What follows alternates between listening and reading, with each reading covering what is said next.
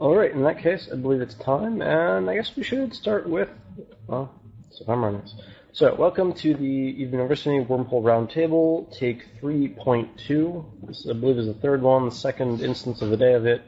So, we're having some really great people come back to talk about what are wormholes, why are they awesome, what do you do in them, all that kind of fun stuff.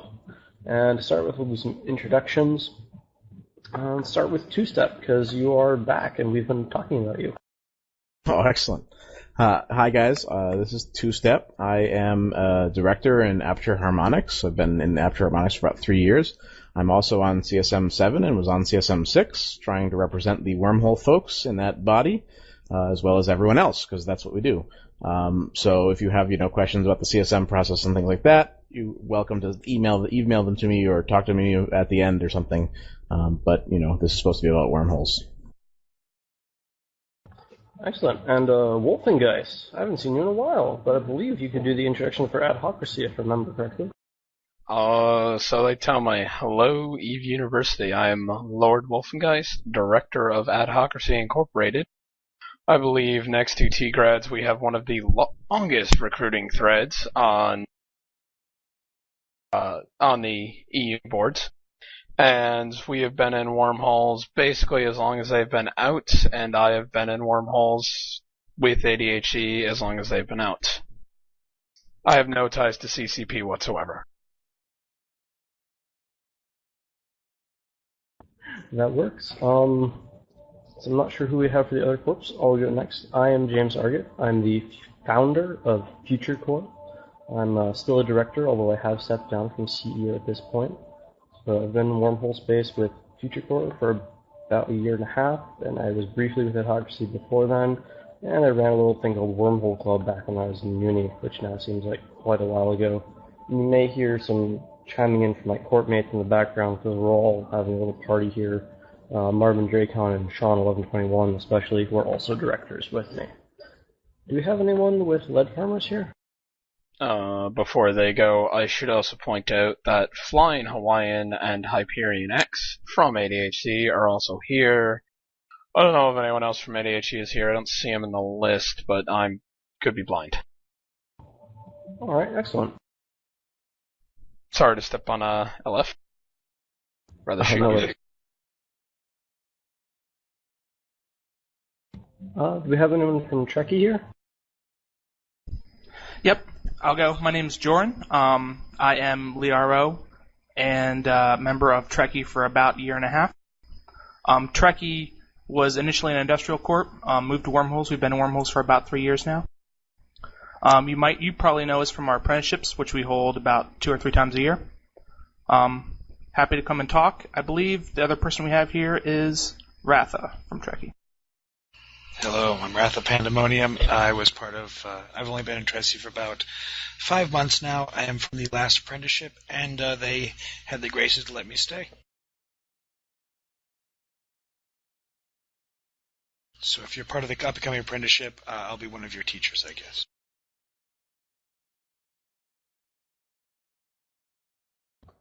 Alright, and... Clarion, sir. Yeah, my name is Clarion. I'm here with, I used to be part of Tressie, but I'm with Bite Me Incorporated now. We really don't have many ties to the uni. I'm just an alumni, so I decided I'd participate in this and give a new perspective. Bite Me Incorporated used to be part of Narwhals Ate My Duck, which was a mercenary alliance in wormhole space. Since then, they moved on to Exhale, and we recently left Exhale to go to Elysian Empire. So I guess I'll add a little bit of perspective from the mercenary side of things. Alright, and Rigsy, I believe you're here for Dogpile? I am indeed. Dogpile is, at the moment, a corp of unigrads. We're probably the baby of bunch. I've lived in wormhole space for about a year and a half. We've recently moved to a C4, and we've grown a little bit bigger. And we're just causing trouble, really, and knocking things over and paying for it with sleep risk. Great. And I haven't seen any lead farmers online. Lead Farmers is another corporation. They aren't uni grads, but I believe the story is they met some uni people at FanFest and said, hey, these are excellent dudes. Let's recruit from them. So Lead Farmers is another very E-University-friendly corporation. Doesn't mean necessarily they're blue. Future Core is -5, for instance, because we like shooting at you, because that helps you learn, but we're generally friendly. I think Scotty Imperium was the last corp that was at the initial round. Do we have anyone from Scotty here right now?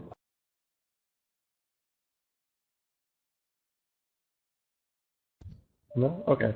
Scotty Imperium, I don't know much about them, unfortunately, but you can check their info, and they're another corporation of largely uni grad who are definitely uni-friendly. Yeah, Scotty Imperium, what I know about them is they're, I believe, a C3 wormhole core, maybe C2. They just started up about 4 to 5 months ago, and they're part of the same alliance as Lead Farmers, Kill It With Fire. CEO is a really nice chap. Huh, I didn't know that.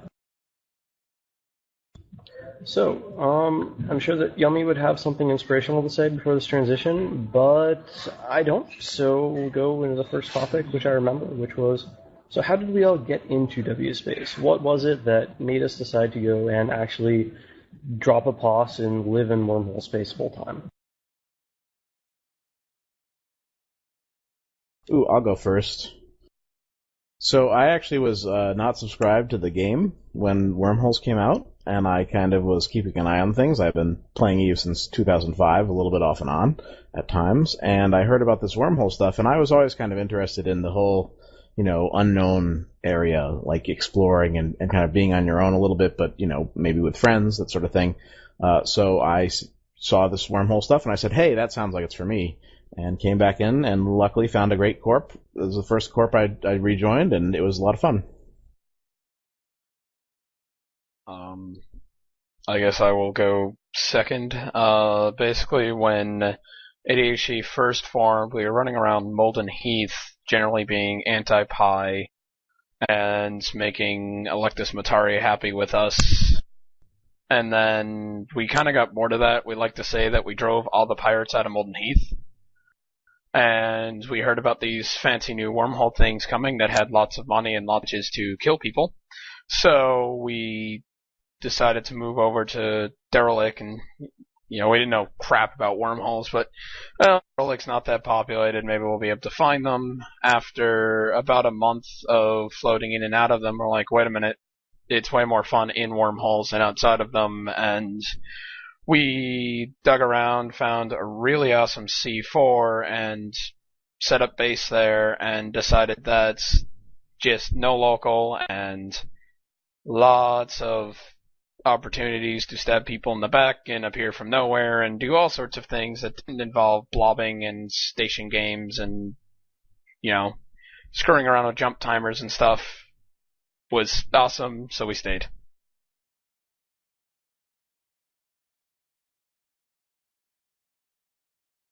I would say for Bite Me, myself, a lot of the people that are in there, ex-nullsec people. I was playing in nullsec for a while on a different character than Clarion, and I eventually just started to really not like it. A lot of structure grinds, blobs, fleets taking 3 hours to form, just, things that generally aren't a whole lot of fun. So I decided to come try out Wormholes, and I'm not leaving.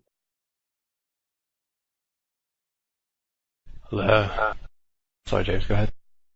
I'll jump in for myself now. I actually started Future Core, and I did a stint in Autocracy, which was fantastic, and then I did a brief tour in Shiva, which is a large nullsec corp, and so I saw 2 possible end games, and after a career of exploration, I said, you know what? Wormholes are a lot more fun than nullsec. Partly because my computer couldn't handle 1,000-person fleet battles at the time, and partly because watching local was really annoying. But Wormhole Space is just a heck of a lot of fun, and knowing what my options were between high, low, null, Wormhole, the choice was pretty obvious for me. So, Rigsy, you go ahead. Yeah, well, Dogpile originally started out by as my predecessor Pascali. He started it as a suicide gang corp, and they were terrible at it. They lost disc, fist, so they decided to try out this weird thing. 6 months later, I joined up to make boosters, realised that killing keepers was a lot more profitable, and I was really bad at trying to mine in nullsec and bring it into a wormhole. And yeah, from there I took over and I grew the Corp into something that's actually a proper corporation now.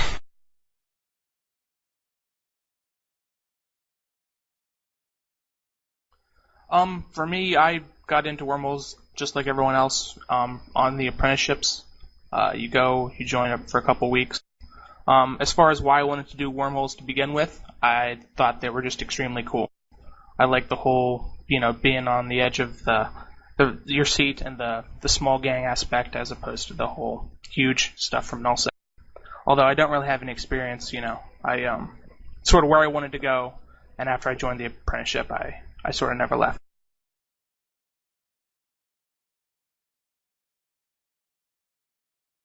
Yeah, mine's actually a very similar story. I originally played Eve back in about 2006, part of a nullsec alliance, what was called the Bruce Alliance, and I was kind of a standard grunt of the time. Had a little Megathron, and these fleets of like 400 people at the time. Was a huge fleet. Quit because I got sick of pressing the F1 button all the time. Was told by a real life friend, hey, you should come back to Eve and try this, and joined E-UNI.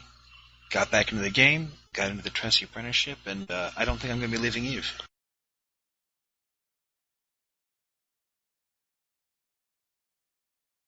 Yeah, something I've noticed after being in Wormholes for 3.5, 4 years now.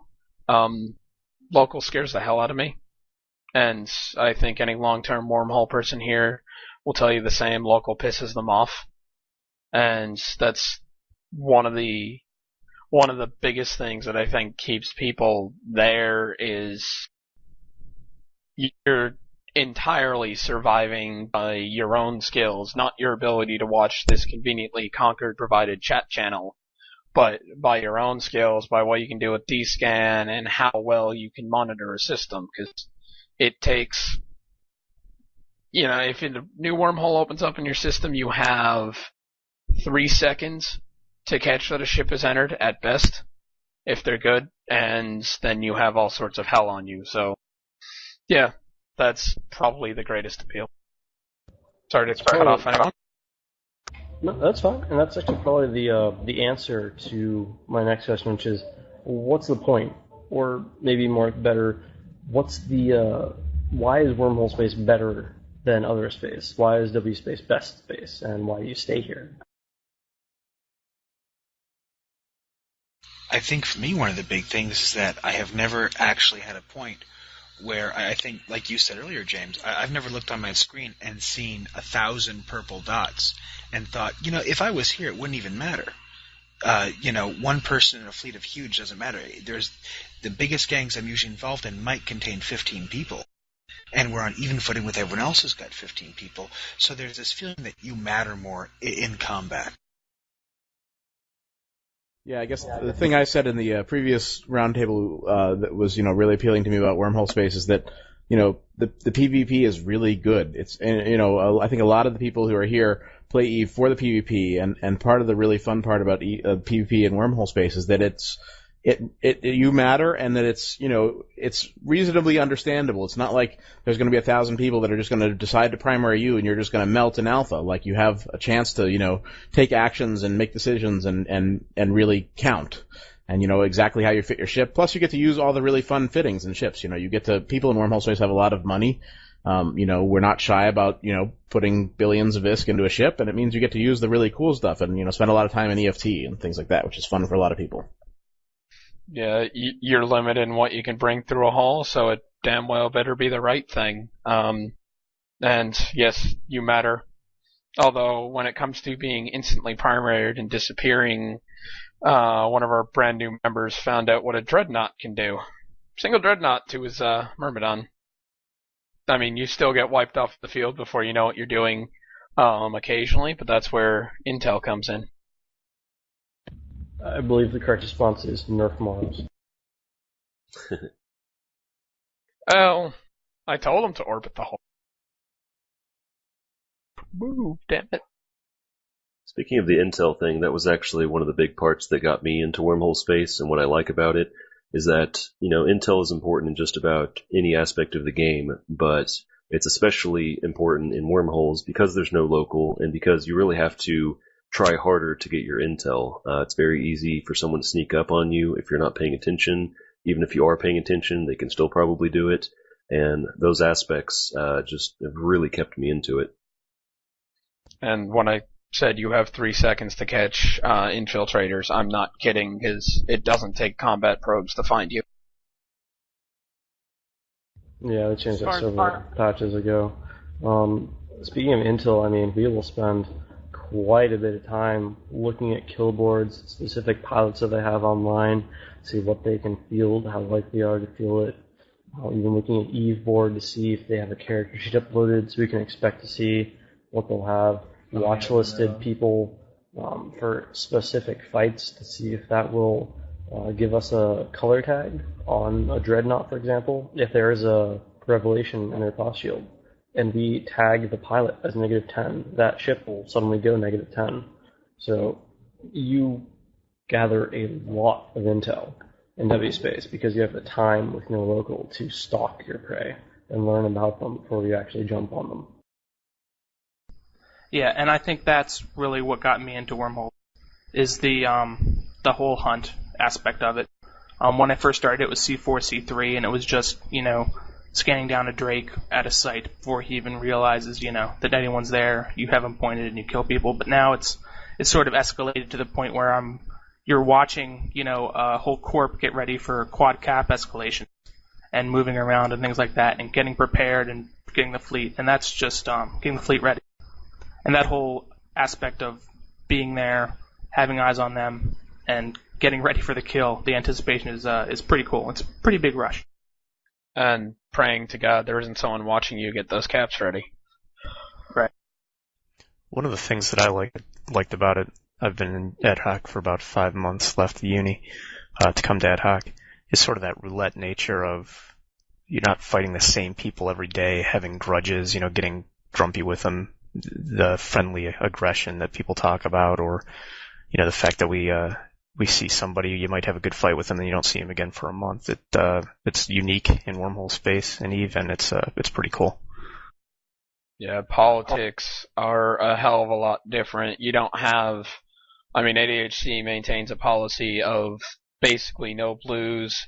We are +10 to the uni, out of mutual respect, and because were and still are almost 100% uni grads, and so we're +10 to the uni, but they are our only real, blue that isn't directly linked to the Corp.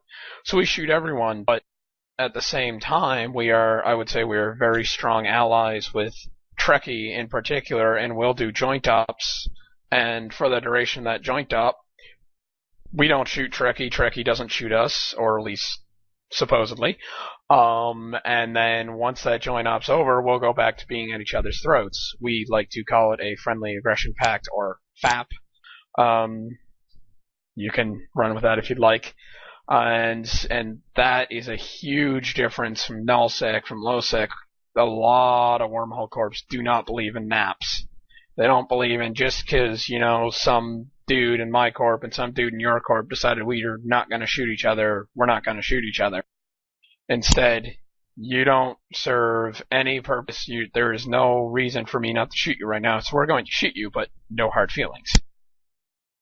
It actually reminds me of a curious aspect of W-Space, which is, if we don't manage to pod you, we usually will chat to you in local afterward because we don't get many visitors, and any outside voice is welcome to keep us from going slowly insane as we sit in our boss shields or run around cloaked all day. So if you run across a Wormhole Corp, they're probably up for a friendly chat, believe it or not. Yeah, one thing that is interesting is, and I think this is something that has changed somewhat recently, is that there's a lot more kind of politics, but not in the bad nullsec sense of politics. It's much more, we all know each other, we communicate, and if there's a kind of existential threat, like happened with, nullsec alliances moving into wormhole space, the wormhole alliances will band together. But in general, we go from talking to people in channels to, shooting at them the next day, and then we'll go do an op with them the next day. It's kind of, that's part of the fun of it. You touched on that, so let's actually talk about that. Someone who hasn't keyed up quite so much, AAA, On Guard. Let's tell the tale of what actually happened with that. Sure. I mean, I guess I can tell some of it. I was FCing some of that stuff. I mean, basically what we being most of the larger wormhole alliances in the game have decided is that, we like wormhole space kind of the way it is, and that we're not really interested in having, large nullsec people move in and kind of turn it into nullsec again. So when we saw that there was some plans from some of the nullsec alliances like AAA, we all banded together and said, hey, let's, all get together and take these guys out. And they had decided to take over one constellation, just like in HiSec, wormhole space has constellations, and it matters actually a little bit. You never see it in the client displayed, but you can see it on things like .lan. But they decided they would take over one constellation. It's not really clear why they wanted to do that, but I'll leave that to them. And so we had about 200 or so in fleet, which is a huge wormhole fleet for, the biggest wormhole fleet I've ever seen. I don't think there's ever been one bigger, to go and kick them out. What was the numbers on that two-step? 200 plus. I think it was close to 220 at one point in the fleet, but unfortunately we never actually got a fight out of them. But it was a lot of people. Yeah, I believe ADHD, the biggest fight I have ever been in with Rooks and Kings, they're in wormholes. They're actually kind of everywhere. Very competent pilots. It was 65-70 on 70, and that was the biggest fight I've actually ever been in Eve. That was a very interesting fight. Because there was caps, but you didn't have the cap spam like you see in nullsec. But yeah, small gang. Yeah, and I think that was one of the things we talked about in the previous one. We did another of these roundtables earlier today, and I mean, I think someone asked a question about, is wormhole stuff small gang PvP, and I think it really depends on your definition of small. I mean, in wormhole space, generally fleets I'd say are from 10 to 15 people, and you very rarely will see, a 40-man fleet flying around wormhole space randomly, but sometimes you do see fleets that big, but it's pretty rare and pretty special. ADHD talks about a big fight when there's 20 people on each side.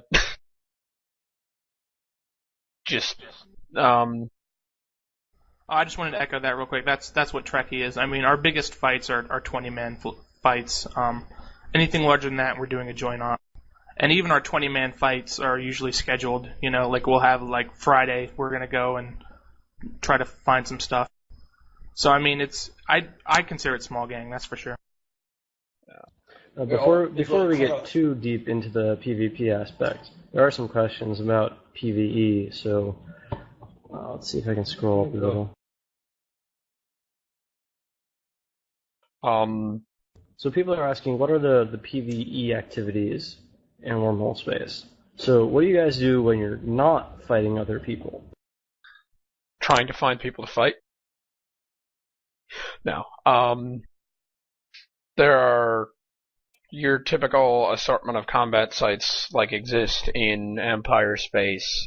So you have anomalies, you have radars, mags, lidars, gravs are in fact combat sites. For the uninitiated, lidars have gas, and in Empire space that's where you get your drugs from. In Wormhole space that's where you get stuff to make T3 ships from. And gravs are the same. They're asteroid belts. Radars and mags are harder combat sites that usually drop more ISK, whereas anomalies are just basic combat sites. And you get all of those. They vary in difficulty from very simple ones you can basically run with a Drake in Class 1 wormholes, the lowest level, the easiest wormholes, up to ones in Class 6, which require very competent fleets, and you to know what you're doing. Of course, more risk, more reward.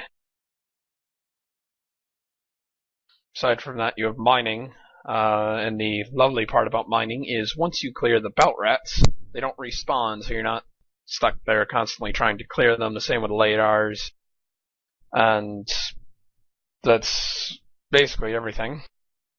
If I didn't confuse you guys too badly. There are no... there are no scan down unknown combat sites. It's either an anomaly that you just scan with your onboard scanner, or it's something like a radar mag or radar. There's none of those plexes. That's the word I'm going for. None of those. You got an interesting question in the lecture.uni. So in reality, can a person join a Wormhole Corp and do exploration while also working with the Corp in PvP? Which is a little bit of a funny question, because a lot of the PvE content that you do in Wormhole Space tends to be group activity.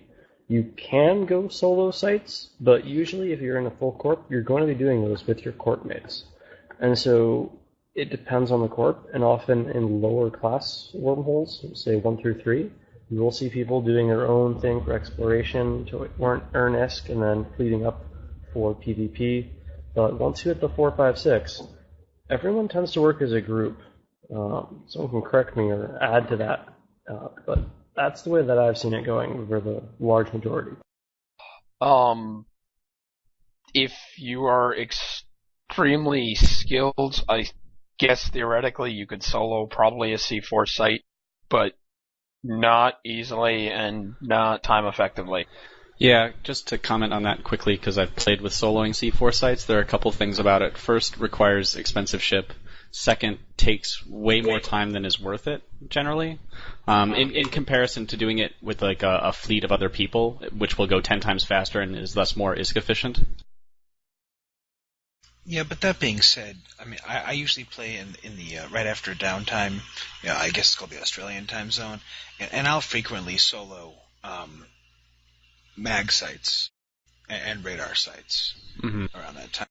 And they're C5. You have to know what you're doing. I guess you have to have the ship fit right, and it can take a while if you don't get that jam when you really need to get that jam. So you can warp off and do the right things.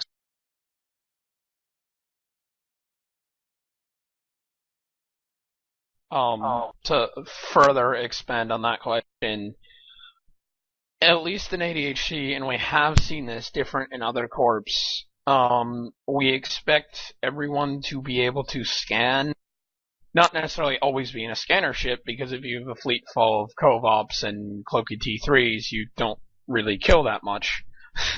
But we expect everyone to be able to scan, and generally a wide variety of people do scan. Some people like it more than others.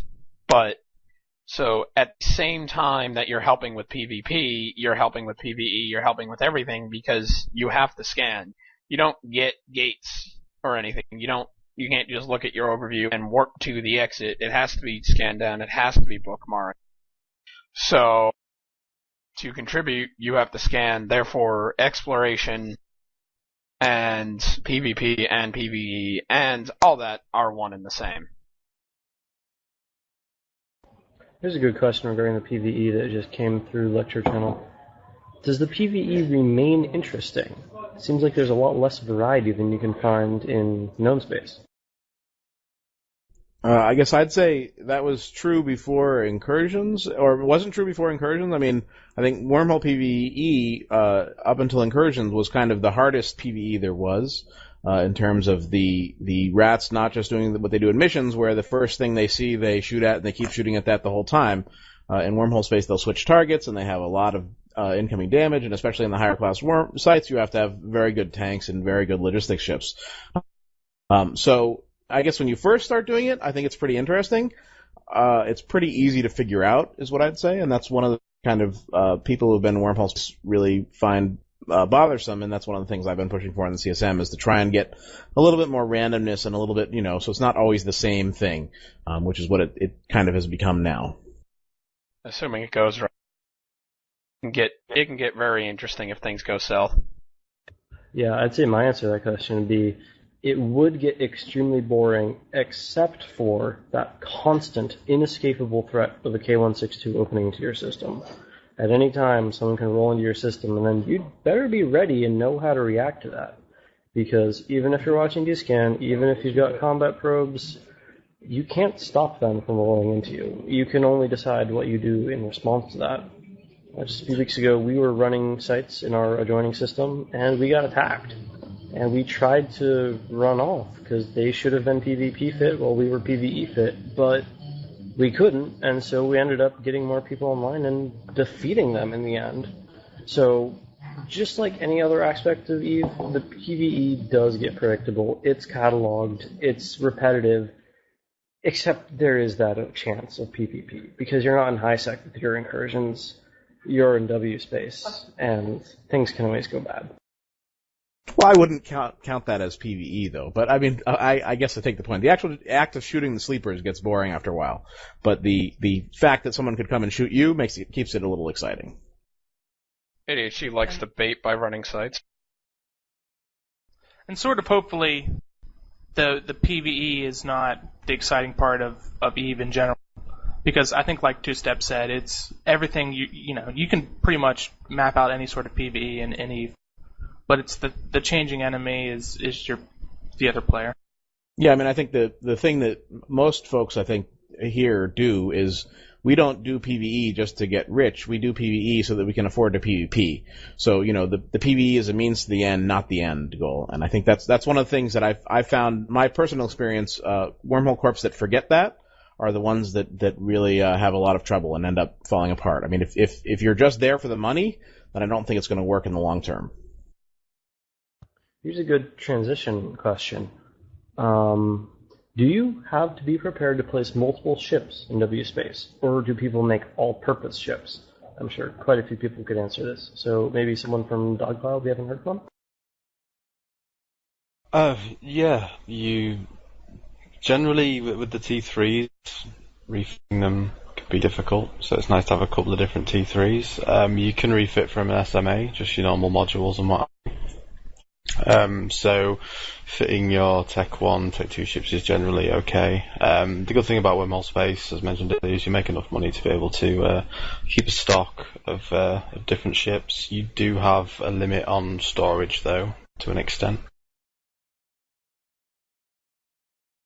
It's funny, when we moved into the current home of Dogpile, we have the Tengus that we fly now. So we were all basically Caldari basic pilots. So we would have Drakes, of course. That would be the ships we would run the C3 sites in. And it'd be funny because each person would have at least 3 or 4 Drakes that they would use for a different occasion. If it was running sites in the C3, it'd be a certain fit or a certain Drake that was fit for that purpose. And then if it was PvP, it'd be an entirely different fit, etc., etc. It was you definitely need specific fits for specific ships. I think it also depends on how successful you are. I mean, I'm sitting at my personal pause right now with 3 SMAs that are mostly full of my own ships, but there's certainly some people who come out here with 3 ships and do fine. Yeah, like I said earlier, because Wormholes only allows so much mass through, you have fewer pilots, your ships have to be a lot more dedicated. You have to do what normally you do in K-Space with 30. So you do see a lot more purpose-built ships, a lot more extremely dedicated ships. I mean, a lot of T3s will serve small purposes. You can run sites in one fit for scanning. It's not the greatest, but you can. However, a lot of other ships, I mean, a Drake, it's only really good for shooting things. You're not going to be scanning with a Drake, so you need a Cov-Ops. But a Cov-Ops is limited in tackling, so you need something heavier. And yes, you do end up acquiring a wide variety of ships and or borrowing corp mates. I also think it has to do a lot with efficiency. People talk about a lot about the idea of being able to refit the subsystems for T3s inside Wormholes. But if you think about it, that would actually slow down the purpose of transiting from, for example, PvE to PvP, right? You say, okay, if I could switch my subsystems, I wouldn't have 3 Tengus, I'd go back and just switch the subsystems, but then you have to consider that would make the whole process slower. And you could still have issues with rigging at that point, and yeah. Exactly. I feel like the amount of money Wormhole people makes, I don't know, I'm not going to say it makes us lazy. I think we just enjoy convenience and nice things. So my experience at least has been, I've been watching people slowly accumulate T3s and other shiny ships and just put them in SMAs instead of having to refit anything. Yeah, I'm bad at that. Once your corp is capable of doing capital escalations, you can really make an absurd amount of ISK. There are a lot of guys in our corporation who will PvE for a few days every 6 months, and they'll be doing fine. Hey, Clarion, give us a 2-minute explanation of what is an escalation. The cap escalations, the way that these sites work are that whenever you warp in a capital, it spawns 6 more battleships that are actually tougher than the originals to counter people using capitals in those escalations to make them easier. But instead, what it allows people to do usually is just make even more money doing it. So you can warp in up to 4 capitals, you'll get 4 spawns, and you have to time them, because if you just warp 4 capitals on top of the site, then you will lose 4 capitals. That is another thing about the PvE, that it may not necessarily be new, fresh, and interesting, but if you don't know what you're doing, or you screw up, you can lose some very expensive ships in the process, or get ganked if you're not paying attention. But the capital escalations are essentially just warping in a couple of dreadnoughts to shoot a bunch of sleeper battleships that are webbed down and target painted, and using the massive DPS of those dreadnoughts to be able to tear through the sites. Very nicely said. Before we get off the topic, what are some of those ships that we use in Wormhole space? And if you can, go ahead, feel free to link a fit of one of your favorite ships to use.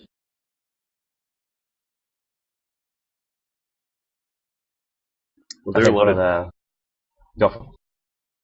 lot of different doctrines that people use. Typically, a lot of T3s because of the mass. That's pretty common for anybody that's established in wormhole space. I think most tend to fly armor in PvP. Sometimes you'll have capital support. You can really only fit, if you're not planning on committing into that wormhole, 1 capital in and then 1 capital back out with your fleet. So people tend to use a triage carrier to do that, but it really depends on the class of wormhole. If any of y'all are planning on starting out in a lower class wormhole, you'll probably be using simpler Drake setups. You can go high sec diving that way. But if you were to join probably one of the groups that are speaking here today, you're going to be in C5 or C6, and you're going to be flying a lot more specialized, expensive ships. And I guess that pretty much covers what I have to say about it. Well, expense, not so much, although my idea on what's expensive is somewhat warped. You can get away with a very heavily tanked battlecruiser, assuming you have a competent carrier pilot in a C5 anyhow. Wouldn't recommend it in a C6, but ADHC runs with a lot of Ashimus, they're a Blood Raider faction ship. They're the cruiser cousin to the Balgorn or the Cruor battleship and frigate respectively, and those don't put up really any more tank than their tank isn't that significant. It's about in line with maybe a battlecruiser or a cruiser. So you don't need massive tank, you just need to know what you're doing. We use Ashimus because they have web bonuses, and when you have dreads don't track for crap. They miss everything, so you have to web ships really slow, and Ashimus have lots of webs, so they're used for that. In addition to that, Dreadnoughts, Revelations, and Archons, a lot of them are, just because, like you said, Wormhole space is a lot armor heavy. It's because you get your bid slots for webs and points and stuff, and a lot of fighting, even PvE, is at generally close range, so you don't need to speed out there. So the heavier, slower armor gangs actually work. Aside from that, interceptors, recons, Falcons. Falcons are just as popular. Not in sites. In PvP, we use a lot of Falcons, and in fact, Tengus, which are the Caldari Tech 3 fit for ECM. But recons are great because they're cloaky, you can tackle with them, you can hide with them, and they provide a lot of force multiplication because you have a small number of ships in your fleet. So if you can stop the enemy from shooting with like a Curse, which is an Amar recon, by neuting and stuff, it's great because then they can't shoot you or point you. It's interesting. Both Two-Step and myself linked Black Ops battleships, which are some of the least flown ships in Eve, there are fewer Black Ops pilots than there are Titan pilots, if I remember correctly. His is a very direct ECM and torpedo widow, which is a very aggressive fit, and which would really be something that could turn the tide in a wormhole space battle. Mine is a flying gas cam. And the use of mine is odd because it's not meant for combat at all, but because we get so many wormhole exits to nullsec or lowsec or just completely random areas, we can find new targets, and Black Ops fleets are much more viable when you can find a new target area. So I can just hang back and bridge people around, and everyone flies cloaking ships in W space. There is extremely unlikely that you will be accepted into Wormhole Space Corp if you cannot fit a covert cloak. So we already have the manpower to do it. Black Ops is a natural progression. Speaking of cloaking ships, I also want to point out the tendency of Wormhole players, the tendency we have towards scanning and cloaking T3s over just regular Covops. They're the effective fitting for the T3s that I think is particular to Wormholes, and they're really awesome. They're just below Covop frigates in terms of scanning power, but they can do so much more in terms of tackling and getting the first point and doing better scout work in general. I don't have a fit handy myself, but Sho Kazuki from Dogpile, I'm pretty sure he has a decent fit.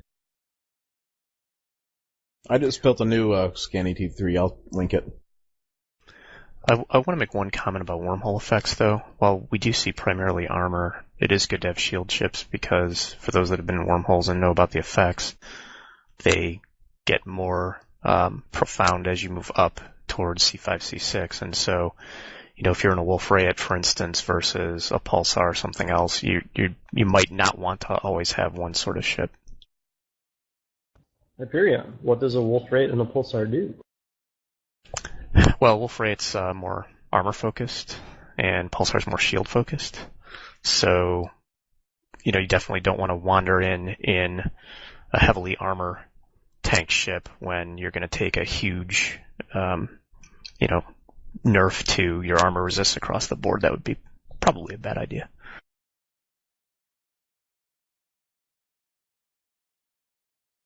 There's a very interesting comment in the channel talking about light interdictors versus heavy interdictors. It's extremely common, I know, in nullsec to see sabers and flycatchers and heretics running around and dropping bubbles at will. You don't see that quite as much in W space, so could someone say why that is? I guess partly it's because your pilots are fairly limited. I mean, if you have 10 guys and you bring one of them in a light interdictor and he drops a bubble and then gets killed, now you've got 9 guys. Whereas your heavy interdictor you might be able to keep alive. We do sometimes use them, especially if you run into some capitals that won't be able to shoot them and they don't have support. Then they can be very nice for that because you can, even if they do manage to hit them a little bit, you can still rep them up. The heavy interdictors, if you have your bubble up, you can't be repaired. So they're somewhat used, but not very much. Answer the question. Sorry, go ahead. I ran a 2-man corp for a couple months in a Wormhole Class 1. What ships are recommended for 2-man corp? One doing fighting. In what class? C1, C2? C1. A Drake. Yeah. Okay. I mean, a Drake, you don't even have to really tank them to all ends for a C1 or C2. I can link a Drake fit actually that works in a C3, but a Drake works fine all the way up to C3. That's usually what you see. Armor ships, not so much because you're trying to rep yourself, you're trying to deal with cap, and sleepers do newt even in low class wormholes, so the last thing you want to be is really dependent on your cap for tank and guns. And then of course a Noctis because that makes cleanup a lot easier. I do want to make a quick comment on the light dictor thing. We have one pilot who flies it pretty frequently, and when you use it right, it can still be very helpful. So I don't want to discourage anybody from using that. It still has some tricks up its sleeve, like you can actually drop a bubble on either side of a wormhole and trap a Cloaky that way, as long as you have interceptor support. We did that earlier today. And go ahead. Yeah, a light interdictor or dictor is much more useful when you're either trying to catch a solo lightweight ship like a Covops or something, or you have a very fast-moving battle, because they're extremely quick. They warp at 9 AU a second, and a lot of them tend to be fit entirely to just get the hell out of there and move. So if you have something running that's not fixed, running between hulls and stuff, you'll see dictors. However, a heavy interdictor is a lot more survivable, and when you have a more fixed fleet, because wormhole, like I said, wormholes, engagements in wormholes are at short range, so you can warp a Hick to the field, heavy interdictor Hick, same thing, and throw up the bubble, and that's 20 to 30 kilometers of an area where no one can warp. So it's not nearly as mobile, but it lasts a lot longer. But you won't be catching Covops and stuff with them just because they can't move. Or not as easily. A couple of people have asked now, so Covops is pretty much a requirement to get into wormhole space, because everything is revolved around scanning things down before you can move systems or find a large number of the PvE content. What other skills are required or recommended before people get into W space? Scan probes.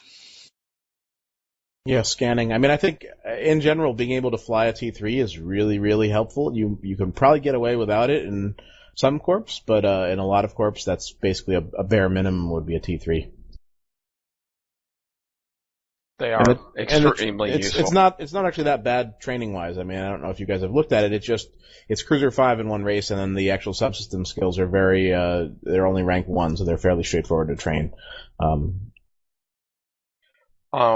Discounting the T2 fittings, you can be in a T3 that'll work in a wormhole after Cruiser 5 in about 20 days worth of subsystem skills. There's 5 subsystem skills. Each one are rank 1, and depending on how you're mapped, they're 3 to 5 days each.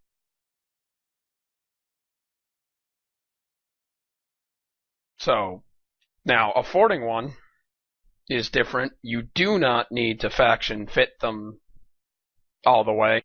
I mean, ADHD loves when we find a faction fit T3. However, T2 fit is perfectly reasonable, and you'll see plenty of T3s that are solidly T2 fit, because occasionally things do not go as planned, and losing $1.5 billion worth of ship isn't always easy. In addition, other skills not related to scanning, I mean, being able to fit T2 tank is a requirement ADHD has had forever, and is, as far as I know, understood as a requirement for basically every other corp, because T1 modules, with the few rare exceptions, just don't cut it. You can't get enough tank off a ship with T1 modules to survive in any real, in anything C3 or above. T2 weapons are not necessary, but they're awesome. They do more damage. But T2 tank, and if you can't fly a T3, being able to fly a recon is highly recommended. Just because they're the step between a Covops and a T3.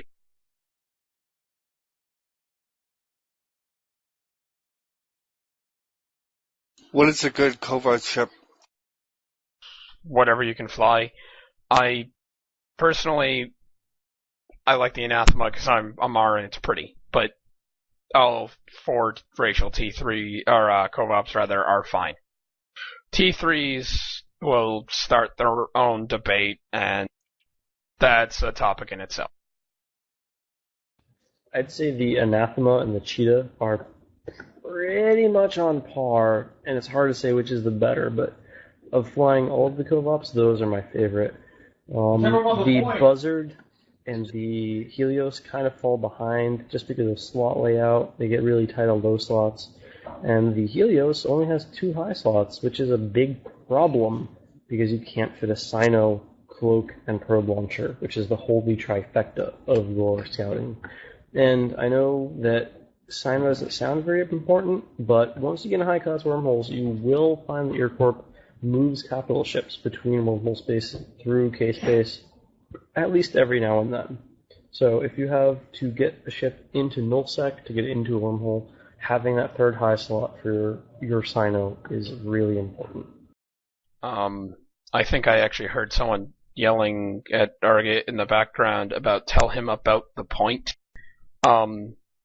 Now, theories in the uni may vary, but in wormholes, fit a point on your co-ops, because you don't know when you're going to be pointing things. And also, you have to get on that kill mail somehow. And a point is always useful. I agree. You see so many co-ops with guns, with points, with offensive modules, partly to kill mail, however, and partly because it's incredibly useful. Yeah, sometimes it's not just to kill a horse. Sometimes you do get the drop on people, and your friends might be waiting, in one wormhole over, and your tackle is the one that you've got. So, I think 4 times in the last month we've used buzzards to tackle and blow up sight-running ships in a C3. So buzzards or whatever co-ops with a point can be really exciting. First of all, if you're flying it, because you might leave Instructor or a pod. But just very useful. The most epic battle you can have is a Cov-Ops versus another Cov-Ops. You meet each other in space and somehow manage to decloak each other. That sounds awesome. Or, actually, when it comes to Cov-Ops, you also want to have a micro-warp drive on them.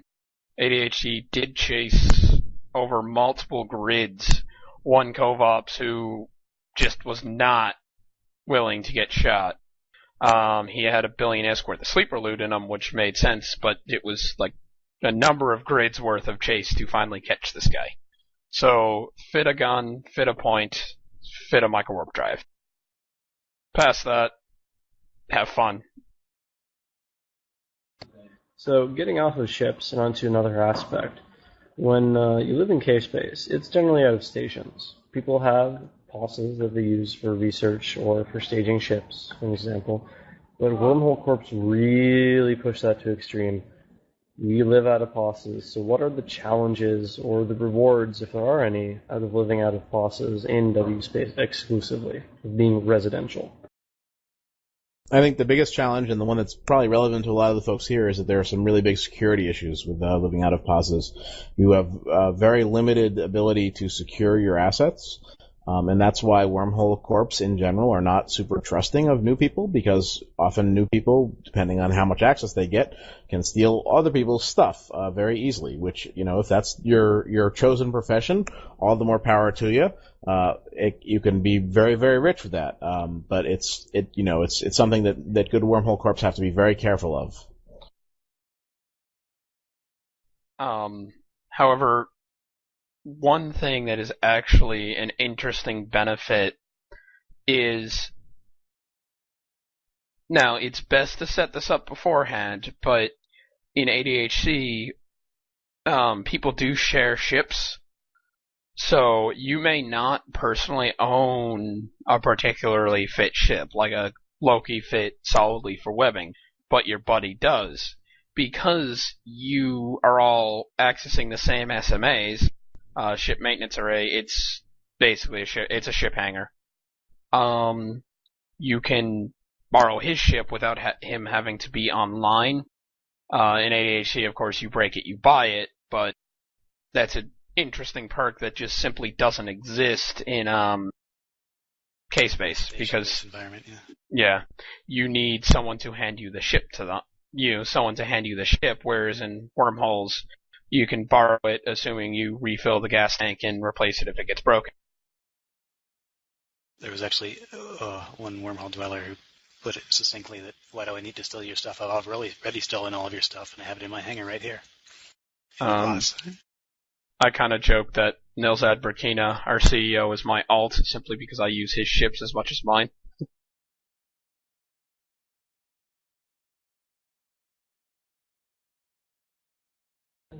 One thing I haven't heard mentioned so far is with bosses, you can see what other people are doing, and they can see you. So if you're getting ready for a fight, and you've each put a scout in each other's systems, it's potentially a little awkward where you can see them hopping into the Archon, and they can see you hopping into a Vigilant or a Moros. And so you have quite a bit of last-minute second guessing about how exactly the fight's going to go down if you can watch them get into their ships. Live in glass houses. Literally. You sit 100 clicks off a boss, and you can see everything that's happening. And it's usually best that you do that because in Wormholes, fights aren't often won by numbers as much as intel.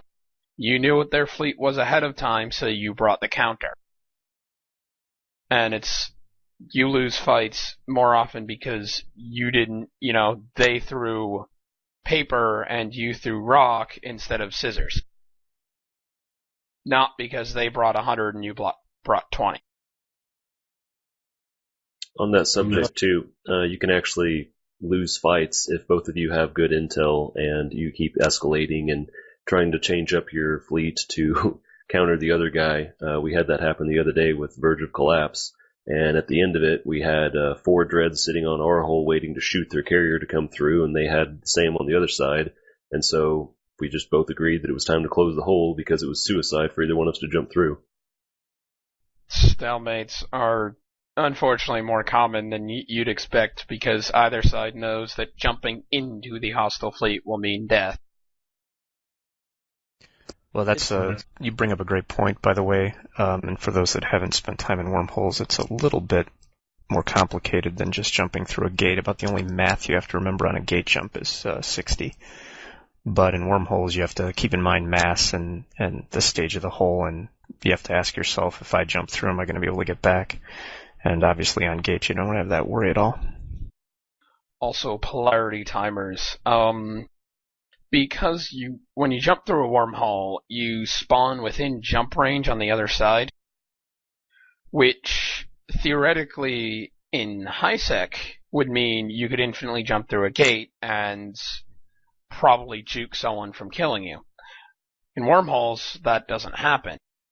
Once you jump through a wormhole and jump back, it's 4 minutes before you can jump back through the same way. Which means you jump from A to B and jump back into A, you now can't jump to B until 4 minutes from that first jump. You're stuck there. You have to get off the hull or whatever. Otherwise you die, and fights in wormholes can be winning a fight in a wormhole can be as simple as making them screw up their jump count. Also, there's no aggression timers. You can open fire on someone and jump through mid-cycle. Concord does not care. Yeah. Concord does not care what you do in wormholes. However, there is still the 15-minute timer that if you engage someone, you stay in space for 15 minutes from that after logging on. Awesome. So, Two-Step really suggested the next question in his answer to this one, which was, how do you deal with Corp Theft?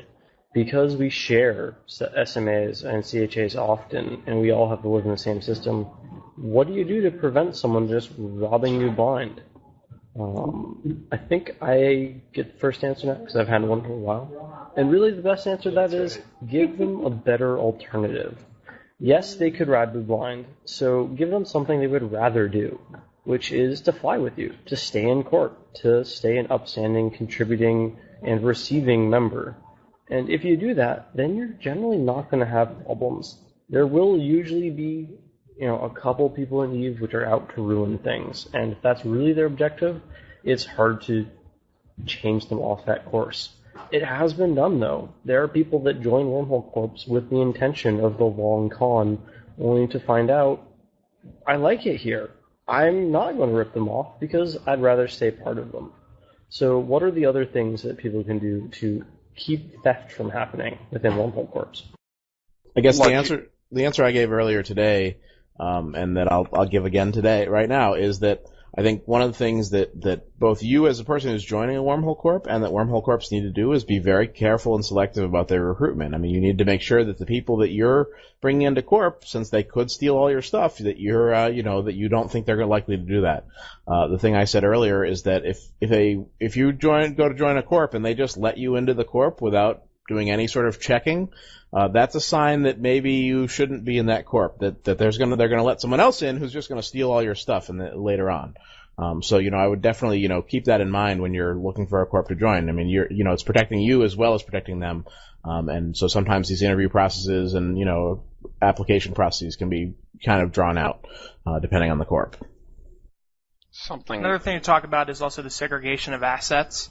A lot of what corporations will do at C5 and C6 level is have separate POSs that only have access to, only certain people have access to them. So you're keeping all of, maybe 2 or 3 or maybe a solo POS like Two Step said. You're keeping all your assets under your POS and you're the only person that has access to it. And it gets more expensive. The solo person has to pay for the entire POS himself. But that's really the way corps do it at C5 level. One thing also that's true is logistically speaking, unlike the uni where you can just control A from the freshman or whatever hangars and drag it to your cargo space, you have to get it somewhere. And it's a deterrent. It's certainly not a security measure, but it's a deterrent. That simply logistically speaking, mass ripping off a corp because there's a lot of people can see what you're doing is a lot more difficult. It happens all the time. You read stories of people infiltrating corps and doing all crazy stuff at inopportune time. But it requires a lot more work than your typical I'm joining and ripping off in a week person is willing to put in.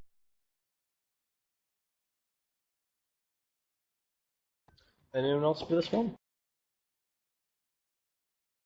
There's also the issue of living in a POS. You always have the chance of being evicted. If you live in high sec, you might store your stuff in NPC station and it's not gonna get blown up. Tomorrow you can log on and it's gonna be there. But if you live in a POS, someone could come and siege your POSes and potentially blow up everything you have in there. And don't give Starbase Convict to anyone. One button, and suddenly the POS is off, and RNK is on your doorstep.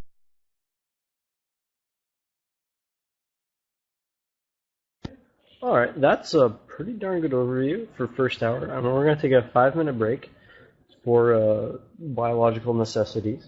And when we're back, we'll have a little bit of a brag session, I'm guessing. We'll hear the Nick story, I'm sure, as well as a few others. Then we'll open it for full Q&A rather than my moderated choosing version. So in about 5 minutes, we'll be back and continue. I make no promises. I will let people answer.